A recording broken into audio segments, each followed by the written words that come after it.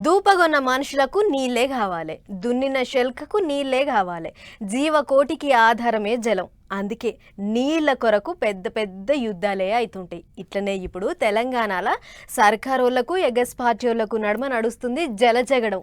మొన్న కన్నెపల్లి కాడ మళ్ళొకసారి రగులుకున్న కాళేశ్వరం పంచాయతీ ఇప్పుడప్పుడే తెగేటట్టు లేదు. ప్రాజెక్టులు నీళ్ల ముచ్చట్లతోని తెలంగాణ రాజకీయం ఉడుకుడుకుతుంది. ఇప్పుడు చూడురు మీరే. ఏ చప్పుడు లేదని గుళ్ళె గంట కొట్టినట్టు తెలంగాణలో రాజకీయాలు సప్పసప్పగా అవుతున్నాయనే యాళ్లకు ఎవరిలో ఒకళ్ళు కాళేశ్వరం గంట కొడుతుంటారు. మరిగా పబ్లిక్ గట్లనే అనుకుంటారు. ఇప్పుడు ఎలక్షన్ల ముంగటి సంది నడుస్తుంది కట్ట పంచాది. పార్టీలకు లీడర్లకు బుద్ధి పుట్టినప్పుడల్లా దాన్ని ముంగటేసుకొని కూకుంటారు. ఇప్పుడు కన్నెపల్లి పంప్ హౌస్ చాలు చేయాలి, నీళ్ళు ఎత్తిపోయాలి అని కారు పార్టీ వాళ్ళు అంటుంటే, అన్న వస్త్రాలకు పోతే ఉన్న వస్త్రాలు పోతే ఈ నీళ్ళు ఎత్తిపోతే ఆగమాగం అవుతుంది అన్నట్టు మాట్లాడుతుండ్రు చెయ్యి పార్టీ వాళ్ళు. ఏమన్నా అయితే మేము చూసుకుంటాం, ఏడ కావాలంటే ఆడ రాసిస్తామని సోమవారం గులాబీ లీడర్లు మాట్లాడేటాలకు ఎవ్వారం ఇంకింత ముదిరింది. గిందికే కావచ్చు సీఎం రేవంత్ సార్ సుత రంగంలోకి దిగిండు. అసలు ఏంది ఏం కథ అనేది ఓ పరద పెట్టి సారే చెప్పుకొచ్చిండు. చూడండి, ఈరోజు కన్నెపల్లి అని చెప్తున్నాడు కదా. ఇది కన్నెపల్లి పంప్ హౌస్. ఇది ఎప్పుడు 2022లోనే ఈ పంప్ హౌస్లకు అడ్డంగా కట్టిన గోడ, నీళ్లు రాకుండా కట్టిన గోడ ఒక్కసారిగా గోదావరి జలాలు ఉధృతి పెరగానే ఆ గోడ కుప్పగూలి మొత్తం నీళ్లు పంప్ హౌస్లకు వస్తే ఇవి కొన్ని మీటర్ల ఎత్తు నీళ్లు నిండినాయి. ఇది మొత్తం పంపులు, లిఫ్టులు, మోటార్ల పరిస్థితి ఇది. మీకు ఇప్పుడు దీంట్లో ఉన్న పరిస్థితి ఇది.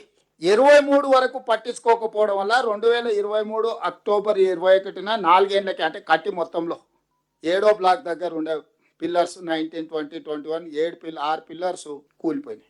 పంపుల కాడికి పోయి పంచాది పెడుతున్న గులాబీ లీడర్ల మీద సార్ గట్టిగానే గరంకొచ్చిండు. కాగితం మీద రాసిస్తాం అన్నట్టు మాట్లాడిర్రు కదా, గాముచ్చట్ల మీద కూడా ఎత్తెత్తిపోయిండు.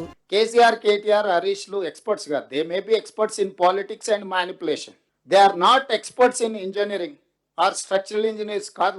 వాళ్ళు సివిల్ ఇంజనీర్స్ కాదు, స్ట్రక్చరల్ ఇంజనీర్స్ కాదు, లేకపోతే సాగునీటి రంగ నిపుణులు కాదు. ఇది ఏదీ లేదు. వాళ్ళకున్న నైపుణ్యం అంతా నిజం లాంటి అబద్ధాలు చెప్పి ప్రజలందరినీ మభ్యపెట్టి వసూళ్లు చేసుకోవడానికి ఎలక్షన్ కలెక్షన్ లాంటి దాంట్లో దే ఆర్ ఎక్స్పర్ట్స్.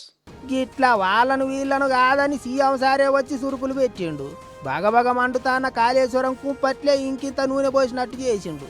అటు సీఎం సార్ ముచ్చట్ల మీద గులాబీ లీడర్లంతా గుసకొస్తున్నారు. ఎల్నినో వల్ల ఈ విధంగా నష్టం జరుగుతుంది అని క్లియర్గా 3 నెలల నుంచి చేస్తుంటే ఒక్కరోజు కూడా వ్యవసాయ శాఖ కానీ లేక ముఖ్యమంత్రి గారు కానీ జల శాఖ మంత్రి ఇరిగేషన్ మినిస్టర్ గారు కానీ ఇంతవరకు దాని గురించి మీటింగ్ పెట్టలే. ఉత్తమ కుమార్ రెడ్డి ఇవాళ ఉత్తమ మంత్రి మాత్రమే. అన్నారం రిజర్వాయర్ బాగాలేదు, అందులో కొన్ని లీకేజీలు ఉన్నాయి కాబట్టి మేము ఎత్తలేమని చెప్పేసి కుని రాగాలు వలుకుతున్నాడు. రైతులు ఆగమైతుండ్రు, పంపులు చాలు చేసి నీళ్ళు ఎత్తిపోయిండ్రి అంటుంటే చేద్దాం చూద్దామని కూడా అంటలేరు. ఉల్టా దబాయిస్తుండ్రు అన్నట్టు కారు పార్టీ వాళ్ళు కోపానికి వస్తుండ్రు. ఇంకో దిక్కు ప్రాజెక్టులలో అవినీతి చేసిన వాళ్ళను చట్టానికి అప్పచెప్పుర్రి కానీ వాళ్ళ మీద కోపంతో రైతులకు అన్యాయం చేయకుర్రి. పంపులు చాలు చేయర్రి అంటుర్రు కాజాయి లీడర్లు. గిట్లా 3 పార్టీల లీడర్ల నడుమ మస్తు గట్టిగా నడుస్తుంది పంచాది.